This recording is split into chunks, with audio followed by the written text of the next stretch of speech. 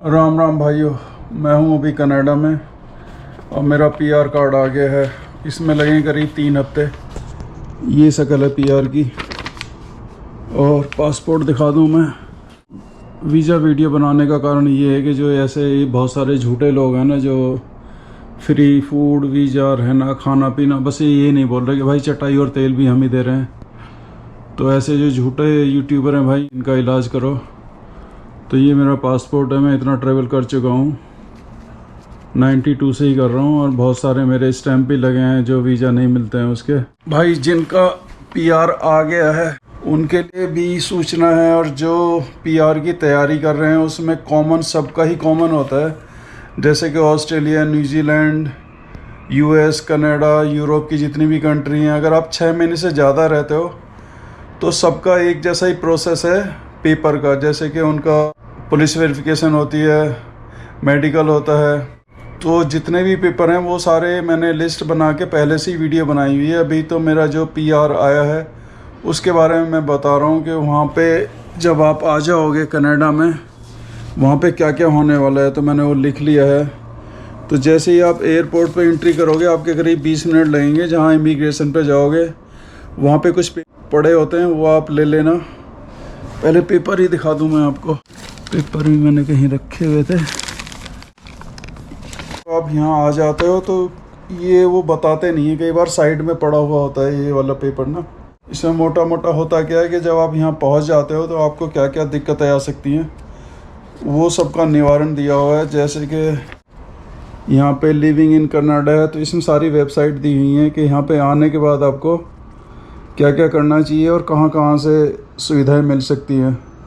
जैसे कि आपको हेल्थ कार्ड बनवाना पड़ेगा, सोशल इंश्योरेंस लेना होगा, और लिविंग इन कनाडा में जैसे कि आपने घर ख़रीदना है या घर रेंट पे लेना है, या अपनी इंग्लिश ठीक करनी है, एजुकेशन और लेनी है, या आपके छोटे बच्चे हैं उनके लिए, और क्या क्या यहाँ पे सुविधा मिलती है पीआर।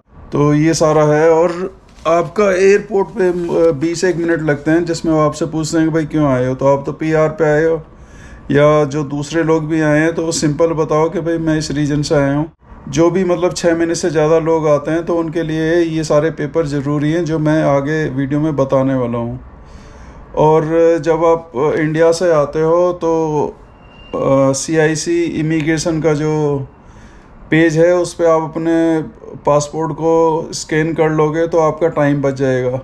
अदरवाइज़ यहाँ पे भी इमिग्रेशन पे आसान है, इतना मुश्किल नहीं है। आपको अपना पासपोर्ट की पहली फ़ोटो, जिसमें आपकी फ़ोटो लगी होती है, और एड्रेस वाली और वीज़ा वाली, वो स्कैन करना होता है, तो आप इमिग्रेशन से आगे पहुँच जाओगे। और हाँ, जो पीआर पे आ रहे हैं, जो यानी कि घर चेंज कर रहे हैं, तो इन्हों के लिए छूट है कि आप काफ़ी सारा पैसा भी ला सकते हो। काफ़ी सारे से मतलब ये नहीं कि अटैच ही भर के नहीं ला सकते, लेकिन वो इंडियन गवर्नमेंट को कोई फ़र्क नहीं पड़ना चाहिए। तो यहाँ जो है छूट है, क्योंकि आप यहाँ पे घर शिफ्ट कर रहे हो, तो आप कितना भी पैसा, सोना चांदी जो आपके घर में है या जो आपका ज़रूरी सामान है, तो उस पर कोई कस्टम नहीं देना है आपको पहली बारी जब आप आओगे। ये नहीं है कि हर बार आप जो है पैसे और ये सब लेके आओगे। तो पहली बार जो पीआर पे आ रहा है उसको पहली बारी में छूट है। तो जो मैं ये पेपर बता रहा हूँ, इसमें आपको सारी इन्फॉर्मेशन मिलती है कि आपको जॉब कहाँ से मिल सकती है, आपको एजुकेशन कहाँ से मिल सकती है, घर कहाँ से मिल सकता है। तो ये आप ज़रूर उठा लें। ऐसे लोगों को कोई इलाज करो। देखो कैसे फ्री में जो है आपको बुला रहे हैं, फ्री में रहना, खाना। तो मेरा तो जो बनाने का रीज़न है सिर्फ इन्हीं की वजह से है कि इतने झूठ बोले जा रहे हैं। तो मैं वीडियो मेरी ऑलरेडी बनी हुई है, उसमें कई बार जो है ना, मैंने अगर एड्रेस दिखा दिया है तो यूट्यूब हटा देता है, तो मैं वापस से डाल देता हूँ, इसके साथ जोड़ देता हूँ। तो जो भी आप किसी भी कंट्री का पीआर अप्लाई कर रहे हैं उसमें ये सारे पेपर बहुत ज़्यादा ज़रूरी है। और भाई लास्ट बात ये है कि जो है ना, उतनी खुशी नहीं मिल रही है इस पीआर की। क्यों नहीं मिल रही है? क्यों नहीं मिल रही है कि भाई भरी जवानी में तो पीआर दिया नहीं, अब तो काम ही बढ़ जाएगा मेरा। मतलब अब सोचो कि मैं 92 से घूम रहा हूँ, उसके बाद अब जाके जो है बिना मेहनत के ये पीआर मिला है, तो उतना मज़ा नहीं आ रहा जितना जवानी में सोचते थे कि यार बाहर जाना है, रहना है। अब तो वैसे भी ये लोग 10 साल का वीज़ा दे देते हैं, तो कभी भी आ जाओ, कभी भी चले जाओ। पर अब मिल गया तो भाई मेरा भी काम बढ़ गया है, और कोई और मेरे को वीज़ा की इन्फॉर्मेशन मिलेगी, क्योंकि आजकल बहुत सारे यूट्यूबर दिखाते हैं कि भाई यहाँ रहना मुश्किल हो गया है, यहाँ से लोग भाग रहे हैं, जबकि आप नीचे जाके देखोगे भाई हमारे सबसे ज़्यादा इंडियन ही हैं यहाँ पे, इंडियन हैं, चाइनीज़ हैं, तो सबसे ज़्यादा हामी लोग हैं। लेकिन लोग इतनी सारी झूठी वीडियो बना रहे हैं ना, या तो कोई फ्री में आपको कनाडा, लग्जमबर्ग में भाई 6.5 लाख की आबादी है, इन लोगों ने 3.5 लाख जॉब दिखाई हुई है। मतलब एक आदमी के नीचे एक आदमी है, ये बच्चे अगर हटा दोगे तो हर किसी के नीचे एक नौकर मिलेगा। मतलब ये जो झूठी वीडियो बना रहे हैं, इनको इतनी भी अकल नहीं है कि भाई सिर्फ पॉपुलेशन ही 6.5 लाख की है, वहाँ पे 3.5 लाख जॉब कहाँ से निकल जाएगी। तो बाद में इन चीज़ों की मैं वीडियो बनाऊँगा, क्योंकि मुश्किल क्या है कि इन्हों पे बोलना बहुत पड़ता है भाई। आपको झूठ बोलना है तो भाई फटाफट जो है कुछ भी बोल दो कि भाई यहाँ पे आ जाओ, आपको जॉब फ्री में मिल रही है, ऐसा हो रहा है, वैसा हो रहा है। लेकिन चलो पीआर मिल गया है। मज़े की बात है कि आपको घूमते फिरते मिला है, आपने कहीं कुछ ज़्यादा एफर्ट्स नहीं किए हैं। ये मेरा पीआर का वीज़ा है, मेरे को 2 महीने के अंदर अंदर निकलना है कनाडा के लिए। तो मैं बताऊंगा कैसे कैसे मिला है। और मैं 2 साल से घूम ही रहा हूँ। मैंने 2022 में मैंने इसको अप्लाई किया है और 2023 में मेरे को पीआर मिल भी गया है, और बिल्कुल सिंपल पेपर लगाए हैं। और मेरा प्रोफाइल बहुत अच्छा नहीं है, क्योंकि 2 साल से मैं घूम ही रहा हूँ। जब से मैंने यूट्यूब देखा है, मैं बस ये वाला टेंट जो आपको ये दिख रहा होगा, टेंट थोड़ा सा मैं दिखा दूँ, ऐसे ही लाइफ चल रही है मेरी। अभी साइकिल बाहर खड़ी हुई है, तो पहले ज़रूरी मैं काम जो है वो बता दूँ। साइकिल वाइकिल की बात तो बाद में कर लेंगे। ये मैंने थोड़ा सा ऐसे लगाया है कि मैं दिख सकूँ आपको आराम से। पीआर जो है ना, आज के टाइम में सबसे आसान है कनाडा का, क्योंकि 1 साल में आ भी गया। उसके बावजूद भी क्या हुआ कि मैं इनकी मेल ही नहीं चेक कर पाया। तो इमीडिएटली एक बार इन्होंने बोला कि मेरे को मेडिकल करवाना है और पुलिस वेरिफिकेशन करवानी है। जब मैंने अपना वीज़ा अप्लाई कर दिया था, तो उसके बाद मैं देख ही नहीं पाया, क्योंकि मैं ट्रैवलिंग कर रहा था। बिल्कुल इमीडिएट मुश्किल से 4 या 5 दिन बचे थे, इन्होंने बोला कि आपको पुलिस वेरिफिकेशन देना है, मेडिकल करवाना है। और मैं बाहर घूम रहा था। मैं जैसे तैसे खैर बहुत ही जुगाड़ वगैरह करके, आपको पता है कि वेरिफिकेशन के लिए जैसे पासपोर्ट बनता है, वही सिस्टम से पुलिस वेरिफिकेशन भी होता है। पुलिस वेरिफिकेशन टूरिस्ट वीज़ा के अलावा कनाडा वाले सब लोगों से मांगते हैं। आप कोई सा भी वीज़ा अप्लाई करोगे, आप जॉब के लिए जाओगे या ज़्यादा दिन के लिए जाओगे, तो आपको मेडिकल पुलिस वेरिफिकेशन करवाना पड़ता है। अगर शायद मैंने ये जल्दी दे दिया होता उनको, तो मेरा ये पीआर और भी ज़्यादा जल्दी आ जाता। तो मोटा मोटा मैं बता दूं कि सबसे पहले मैंने क्या क्या दिया है इनको। तो आपके पास पासपोर्ट होने, पासपोर्ट की कॉपी दी थी। और जिनकी शादी हो चुकी है उनको मैरिज सर्टिफिकेट लगेगा, उनका मैरिज की फ़ोटो लगेंगी, पुलिस वेरिफिकेशन होगा। और पुलिस वेरिफिकेशन, मेडिकल रिपोर्ट जो है, ये जब आप फीस वगैरह 2 लाख के आसपास जब फीस दे दोगे, उसके बाद मांगेंगे। और दूसरा एक और गलती हुई कि जब मैं जर्मनी में घूम रहा था, तब इन्होंने बोला कि आपका बायोमेट्रिक करवाना है। बाई चांस मुझे पता लगा कनाडा वाले कहीं पे भी बायोमेट्रिक किसी भी देश में करवा सकते हैं, जहाँ पर भी आप हैं। तो मेरे को एक वीएफएस मिल गया था जर्मनी में, तो मैंने वहाँ पे ये करवा लिया था। दूसरा, आपके एजुकेशन के पेपर जो हैं वो मांगते नहीं है, सिर्फ पूछते हैं कि भाई आपने क्या किया हुआ है, वैसे ही आपने काम क्या किया हुआ है। तो ये सारे पेपर बहुत ज़रूरी नहीं है कि आपको देने हैं। तो एजुकेशन के सिर्फ मैंने लिखा कि मैंने ग्रेजुएशन की हुई है, तो मेरे को सिर्फ बताना था, तो मैंने उसके कोई पेपर नहीं दिए हैं। जो सेल्फ एम्प्लॉयड हैं, जो सैलरीज पे हैं, तो उनके तो खैर ये पेपर देने पड़ेंगे। और ये मैंने 2/12/21 को जमा करवाया था पहली बारी में। 5/12 को इन्होंने मेरे से फीस ली थी, और 11वें महीने में 23 जो साल ये चल रहा है, अभी नवंबर ही चल रहा है, आज जब मैं बना रहा हूँ तो आज 28 तारीख है, 28 नवंबर है आज। तो आप लगा सकते हो 1 साल में मेरे को पीआर मिल गया है। और उसी टाइम के मेरे पास पेपर पड़े हुए हैं, क्योंकि पेपर मैं इसलिए दिखा रहा हूँ कि कई लोग इतना झूठ बोल रहे हैं बिना बात के ही। तो इसमें डेट भी आ रही होगी, साल भी आ रहा होगा। तो ये मेरा मेडिकल हुआ था मार्च में, ये मेरा मैरिज का फ़ोटो लगा था, ये फ़ोटो कॉपी लगी थी पासपोर्ट की। तो मैं आपको इसलिए दिखा रहा हूँ कि आपको पता लग जाए कि वहाँ पे क्या क्या लगता है, क्या आपको तैयार करके रखना है। मैरिज सर्टिफिकेट हमेशा आपको तैयार करके रखना है। जिनके बच्चे बाहर गए हुए हैं, जो पीआर पे हैं, वो पीआर अपने पेरेंट्स का, भाई का, किसी का भी अप्लाई कर सकते हैं। ये मेरे को 27 अक्टूबर को आया था कि आप जाके और पासपोर्ट जमा करवा दो। जब पासपोर्ट जमा किया मुश्किल से 2000 रुपये लिए, वो भी इसलिए कि मैंने SMS और ईमेल वगैरह उनको बोला था कि आप ही मेरे को बताओगे कि मेरा पासपोर्ट वगैरह कब आएगा, क्या क्या उसमें हो रहा है। अगर आप वो सर्विस भी नहीं लेते हैं तो उसकी भी ज़रूरत नहीं है। मेन ये जब लास्ट में गया है, ये एक बार आप देख लें तो मैं इसे बता दूं क्या था। Print out of this email आपको प्रिंट आउट करके ले जानी थी। वैलिड ओरिजिनल पासपोर्ट ले जाना था और पासपोर्ट सबमिशन लेटर जो इन्होंने ये मेरे को भेजा था। ये लास्ट वाली स्टेज पे है जो मैं आज अभी बता रहा हूँ आपको। तो ये ले जाके मैंने दे दिया था, मेरे ख्याल से 2.5 या 3 हफ्ते में मेरा पासपोर्ट वापस आ गया था। अब बात कर लेते हैं उससे पहले मैंने क्या क्या दिया था। एड्रेस जो है ना आपका, जब पुलिस वेरिफिकेशन होएगी तो एड्रेस आपके सेम होने चाहिए। आधार का, बैंकिंग जहाँ से होती है वहाँ का, या और जो भी सर्टिफिकेट आपके बने हुए हैं तो वो सेम होने चाहिए। नहीं है तो उनको ठीक करवा लें। आधार कार्ड को आप कभी भी अपडेट कर सकते हैं, क्योंकि फिर वो जब आपकी पुलिस वेरिफिकेशन होएगी तो आपको प्रॉब्लम हो सकती है। सबसे पहले जो डिक्लेरेशन देनी होती है कि मैंने एजुकेशन के बाद मैंने क्या क्या काम किए हैं, तो वो आप पहले से ही लिख लें कहीं पे, क्योंकि वो 2-3 बार पूछते हैं आपसे। पता नहीं वो रीचेक करते हैं या किस लिए करते हैं। मेरे से वो 3 बार उन्होंने सेम चीज़ पूछी। ईमेल करते हैं, वैसे भी कोई ऐसा नहीं है कि वो फ़ोन करते हैं बार बार ईमेल कर देंगे। और ईमेल हमेशा चेक कर लें जब आप अप्लाई करते हैं, क्योंकि मेरा 2 बार यही गलती हुई है, ईमेल उनका चेक नहीं करवाया। बिल्कुल इमीडिएट मेरे को पता लगा। तो आपको आधार कार्ड सेम एड्रेस पे होना चाहिए, पासपोर्ट सेम एड्रेस पे होना चाहिए, जो बैंकिंग करते हैं वो सेम उस पे होना चाहिए। उससे आपको आने वाले टाइम में जब ये पुलिस वेरिफिकेशन पूछेंगे आपसे तो वो लेने में आसान होगा। पुलिस वेरिफिकेशन बिल्कुल सेम जैसे आप पासपोर्ट बनवाते हैं बिल्कुल सेम वैसे ही बनता है। और आपने अगर कोई क्राइम किया हुआ है छोटा मोटा तो उससे पहले क्लियर कर लें, उसके बाद ही PR के लिए अप्लाई करें। और दूसरा, जिस दिन आपका मेडिकल होना है उसे पुरानी बैकग्राउंड बिल्कुल सही ना बताएं कि आप बहुत ज़्यादा सीरियस कोई बीमार हो गए थे या TB हो गई थी या क्या हो गया था, क्योंकि उसके बाद फिर वो थोड़े से सस्पिशियस हो जाते हैं।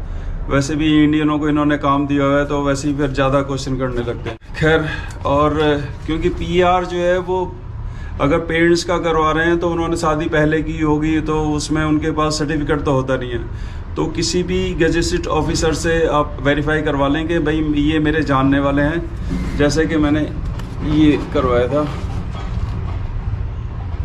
ये इसलिए बता रहा हूँ कि जो लोग पहले शादी कर चुके हैं वो तो सिर्फ एक मैरिज उसमें होती है, तो हमारे यहाँ तो सर्टिफिकेट वगैरह बनता नहीं। जो नई जनरेशन है वो लोग ये सब करते हैं, तो वो आप पहले से ही बना के रख लें जब भी आपने ये अप्लाई वगैरह करना है। मज़े की बात यह है कि 1 साल में आपको घूमते फिरते वीज़ा मिल गया, तो PR सबसे बढ़िया है। और सबसे बढ़िया ये है कि भाई कनाडा वाले बहुत टाइमली दे रहे हैं और आपका ज़्यादा रिक्वायरमेंट नहीं है उनकी। ये जैसे पुलिस वेरिफिकेशन थी, ये सेम 2 दिन में मेरे को देनी पड़ी उनको। ये मैं पहले उनसे हाथों हाथ साइन करवा के लाया पुलिस वालों को उनके ऑफिस में जाके, फिर उन्होंने बाई पोस्ट भेजी है।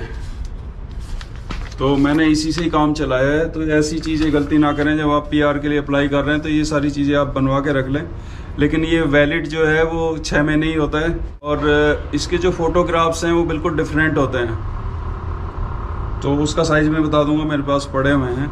मेन बात तो मुझे यही बतानी थी आपको कि भाई PR के लिए अगर आप PR ही अप्लाई करना है तो कनाडा का करें। और मुश्किल से 2 लाख रुपए मेरी फ़ीस लगी थी, इससे ज़्यादा मेरी कोई फ़ीस भी नहीं लगी है और हर चीज़ टाइमली आ गया है। जो इसका डिक्लेरेशन फॉर्म या स्पॉन्सरशिप आती है वो कुछ ऐसा पेज होता है, उसमें कुछ भी नहीं है। जैसे आप फेसबुक पे अपनी ID बनाते हैं, व्हाट्सएप पे बनाते हैं, वैसे है। और जो वहाँ पे बच्चा काम कर रहा होता है वो ऐसे भर के देगा। ये इजी हैं। तो मुझे तो सिर्फ इतना बताना था कि अगर आप भाई PR अप्लाई कर रहे हैं तो सिर्फ कनाडा का ट्राई मारें। ये लोग बहुत जल्दी दे रहे हैं। जो उनके प्रधानमंत्री राष्ट्रपति हैं, वैसे तो उनसे हमारी अनबन चल रही है बहुत साल से, लेकिन PR वो कम से कम हमें दे ही रहा है टाइम से। तो ये इन्फॉर्मेशन वो लोग हैं जो ज़्यादा ट्रैवलिंग करते हैं तो आपने देना है। वो आपसे क्या क्या पूछेंगे वो मैं बता दूं कि आपने एजुकेशन के बाद कौन कौन से काम किए हैं, तो वो मैं पहले बताया कि वो चीज़ कहीं पे लिख लें, क्योंकि वो रीचेक करते हैं 2-3 बारी में ना। तो सेम वही चीज़ बतानी है जो पहले बताई है, वो आपको मेल में ही भर भर के देनी होती है कि आपने अभी तक क्या किया है। ये आपके सिर्फ वही हैं जो हाइट्स वगैरह, country, place of birth, citizenship, इसमें ऐसा कुछ भी नहीं पूछा गया है कि भाई इसमें कुछ जो है आपसे कुछ बाहर की डिटेल है। आपके लिए मुद्दा ये है कि ये कितने दिन में मिल जाता है। मेरे को लगभग 1 साल में मिल गया है, वो भी मैं इंडिया में नहीं था, इधर उधर घूम रहा था। अभी भी बाहर ही घूम रहा हूँ मैं, और मेरे को ये वीज़ा मिल गया है। अब बात रह जाती है कि कुछ पूछना है तो आप मेरे से पूछ सकते हैं। मेन 2 चीज़ें हैं आपको पुलिस वेरिफिकेशन के लिए। अगर आपका कोई क्राइम है तो उसे पहले डालें, उसके बाद जमा करें। और जब मेडिकल करवाने जाते हैं तो उसे पुरानी हिस्ट्री आप ज़्यादा क्लियर ना बताएं कि भाई मेरे को कभी टीवी हुई थी या कुछ हुआ था। भाई लोग, आप ये PR के लिए कनाडा चुन लें तो बहुत अच्छा है, खुशखबरी है ये कनाडा वालों की तरफ से। बात चल रही थी फ़ोटो की, तो फ़ोटो का साइज़ कुछ ऐसा होता है। और हाँ, ये चीज़ जो है 2 बार करनी पड़ती है आपको। जिस दिन आप वीज़ा क्या है, PR अप्लाई के लिए आप पेपर डालोगे, तो जिसने फ़ोटो खींची है, एक तो साइज़ बड़ा है, उसको पता है कनाडा के लिए PR के लिए कौन सा फ़ोटो लगना है, और वो अपनी स्टैंप लगाएगा और एड्रेस वगैरह उसमें सब कुछ होगा, डेट भी होगी। तो उनको ये उसी महीने की फ़ोटो चाहिए जब आप ये दोनों काम कर रहे हैं। अब ये पासपोर्ट के साथ ये सारे पेपर मेरे पास ये सब आए थे मेरे पास। तो इन्होंने लिखा हुआ है for not valid for travel. तो अब मेरे को 2 महीने का टाइम मिला हुआ है कि मेरे को 2 महीने के बाद जो है वो कनाडा में जाके कम से कम 6 महीने पहले रहना है मुझे। तो शायद 2 साल का उनका टाइम होता है। बाकी तो अब मैं इमिग्रेशन पे वहाँ पे खड़ा हूँ, वो लोग मुझे बताएंगे कि मुझे क्या क्या करना है। तो ये कुछ एड्रेस वगैरह मैं ज़्यादा दिखा नहीं सकता यूट्यूब के हिसाब से, तो इन्होंने कुछ ऐसे मेरे को भेजा हुआ है। और ये सारी चीज़ें मेरे को ले जाके PR के लिए कनाडा में देनी होगी।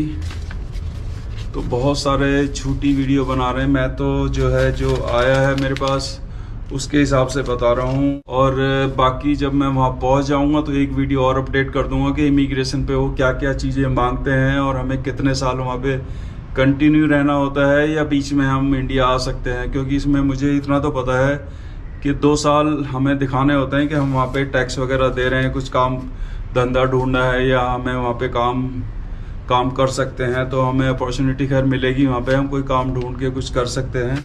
कुछ रह गया हो तो आप मेरे से पूछ सकते हैं। मैं चाहता तो ये हूँ कि जो झूठी वीडियो बनाते हैं, जो फ्री में लोगों को भेज रहे हैं विदेश, मैं उनको बेनकाब करूँ। लेकिन यार इसमें बोलना बहुत पड़ता है। बोलना मतलब जो है ना, आप घूमो फिरो ऐश करो, वो एक मज़े की चीज़ है। लेकिन ये सारे डॉक्यूमेंट्स लेके बैठ जाओ और फिर बताओ कि भाई अगर आप PR ही ढूंढ रहे हैं और आपके अगर बच्चे वहाँ पे पढ़ रहे हैं, उनका PR आ गया है, तो फटाफट जो है 2 लाख रुपए सिर्फ लगने हैं आपके, आप PR अप्लाई कर सकते हो और इजीली मिल सकता है। अब मैं घूमते फिरते को मेरा प्रोफाइल बहुत अच्छा नहीं है 2 साल से, तो मुझे मिल सकता है तो आपको भी मिल सकता है। आपकी आसानी के लिए बता दूं कि आपको कौन कौन से फॉर्म भरने पड़ेंगे। ये सभी ही PR के लिए जो कनाडा से जा रहे हैं उनके लिए, सबके लिए ज़रूरी होती है। तो इसका नंबर है IMM008 जेनरिक एप्लीकेशन फॉर्म। ये देख लें, ये करीब 8 पेज का है। ये है सप्लीमेंट्री इन्फॉर्मेशन योर ट्रेवल, मैं कहाँ कहाँ ट्रेवल कर चुका हूँ, ये है इसमें। इसका नंबर है IMM5906। ये शायद 2-3 पेज का है। और एडिशनल फैमिली इंफॉर्मेशन, जो मेरे बच्चे वगैरह हैं उन सब का ईमेल वगैरह, और ये कहाँ कहाँ पे रहते हैं, कहाँ कहाँ ट्रेवल कर चुका है, ये इन्फॉर्मेशन इसमें आनी है। IMM5562। बैकग्राउंड डिक्लेरेशन, जो मेरे फादर हैं उनकी डिक्लेरेशन इसमें दिया हुआ है। 6 पेज का है ये। आपको स्पॉन्सर करेंगे वो, और हमारा एग्रीमेंट वो दिखाएंगे, वो कहाँ पर जॉब करते हैं, क्या करते हैं, क्या रिलेशन है, ये उन्होंने भर के देना है, साइन करके देना है। 8 पेज का है। तो ये मेरे बच्चे का साइन वगैरह है, मेरा साइन है। ये सब ऑनलाइन निकलेंगे और ऑनलाइन ही आपको ये जमा करना है। अब आ जाइए जेनरिक एप्लीकेशन फॉर कनाडा। इसमें क्या दिया हुआ है, इसमें भी मेरी डिटेल है, फैमिली कहाँ पे है, कैसे है, इसमें हाइट वगैरह ये सारा दिया हुआ है। पेज हैं 4। और ये बिल्कुल जब सारा काम हो जाएगा आपका, जिस दिन पासपोर्ट मांगेंगे वीज़ा लगाने के लिए, तब का है। तो ये 27 अक्टूबर को मैंने अपॉइंटमेंट लिया था। मैं पहले भी ले सकता था, लेकिन मेरे से गलती ये हुई कि मैं उनका ईमेल ही चेक नहीं कर पाया। और इसके बाद आपको पेपर क्या क्या देना है, जैसे कि जो लोग गांव वगैरह से होते हैं तो उनके यहाँ पे वो लव मैरिज और दूसरी सर्टिफिकेट वाली मैरिज तो होती नहीं है, 7 फेरे वाली होती है। तो उनको ऐसे लिखवाना पड़ेगा किसी गैजेटेड ऑफिसर से, साथ में एक फ़ोटो लगेगी। और इन्होंने एक कार्ड भी मांगा था। जब कार्ड आप अगर 20 साल पहले शादी करेंगे तो आप शादी का कार्ड तो रखोगे नहीं घर में। खैर, तो ये 2 चीज़ें हैं, एक फ़ोटो मांगी थी। तो ये 3 चीज़ें आपको ज़रूरत पड़ेगी उस टाइम पे। आपका पासपोर्ट की कॉपी चाहिए होगी। अगर आप आयकर में कुछ जमा करवा रहे हैं तो आप उसकी कॉपी भी लगा सकते हैं, ये ज़रूरी नहीं है। उसके बाद जब लास्ट में इनको ये सब चीज़ें जेन्युइन लगेंगी तो फिर आपका ये मेडिकल मांगेंगे और मेडिकल की डेट देंगे। तो जैसे जैसे ये हुआ है वैसे वैसे ही मैं दिखा रहा हूँ आपको। ये मेडिकल मेरा ये, इसमें डेट भी आ रही होगी कहीं पे। इसके बाद मेरे से फिर गलती हुई, ये आपको फॉर्म जो है पीसीसी जो पुलिस वेरिफिकेशन करवाना होता है, ऐसा फॉर्म में निकलेगा पासपोर्ट ऑफिस से। तो इसमें आपने क्या करना है, जैसे पासपोर्ट बनता है बिल्कुल वैसे ही बनता है। और इमीडिएट जब आपको आएगी तो मेरे को इमीडिएट बनवाना पड़ा। तो मैंने क्या किया, मैंने हाथ पैर जोड़ के पासपोर्ट ऑफिस से ये वाली कॉपी निकलवाई और ये गैजेटेड ऑफिसर से ये साइन करवा के तब मैंने जमा करवाई, क्योंकि मेरे पास ओरिजिनल वो दे ही नहीं रहे थे मेरे को। क्योंकि ओरिजिनल वो देते भी नहीं है, बाई पोस्ट आती है या फिर आपके ईमेल पे आती है। तो कुछ दिन के बाद ये ईमेल पे मेरे पास आ गई थी। तो फिर से एक बार लास्ट वाला मैं बता दूं कि ये जब आप जमा करवाने जाएंगे पासपोर्ट, तो आपसे मुश्किल से 400-500 रुपये लेते हैं। वो भी अगर आप उनका SMS वगैरह और ईमेल वगैरह आपको चाहिए। अगर आप खुद ट्रैक कर सकते हो अपने वीज़ा का तो फिर उसकी भी ज़रूरत नहीं है। 1 साल मेरे को जो है लगा इस सारे काम में। अगर मैंने ईमेल उनका चेक करता रहता तो शायद बहुत जल्दी वीज़ा मिल जाता। आज के लिए नमस्ते। ईमेल से आपको पता लग जाएगा मैंने कौन सी डेट से स्टार्ट किया था। मुझे जेन्युइन 1 साल लगा है या उससे ज़्यादा टाइम लगा है। तो यहाँ पे मैंने ईमेल अपनी पूरी पोस्ट डाल दी है, कौन से डेट से मैंने स्टार्ट किया था, कौन सी डेट पे खत्म होगा। तो आप ये आसानी से देख लेंगे। और किसी का अगर पुलिस केस चल रहा है, छोटा मोटा भी चल रहा है, तो आप उसे निपटा लें, उसके बाद ही PR के लिए डालें। और जिनका बैकग्राउंड में कुछ भारी बीमारी थी तो वो चीज़ उनको ना बोलें, क्योंकि फिर वो ज़्यादा रिकॉर्ड मांगने लगेंगे कि आपको टीबी या कुछ ऐसी कोई एड्स वगैरह कुछ ऐसी कोई भी चीज़ ना बताएं उनको। जो उनके पास रिपोर्ट आएगी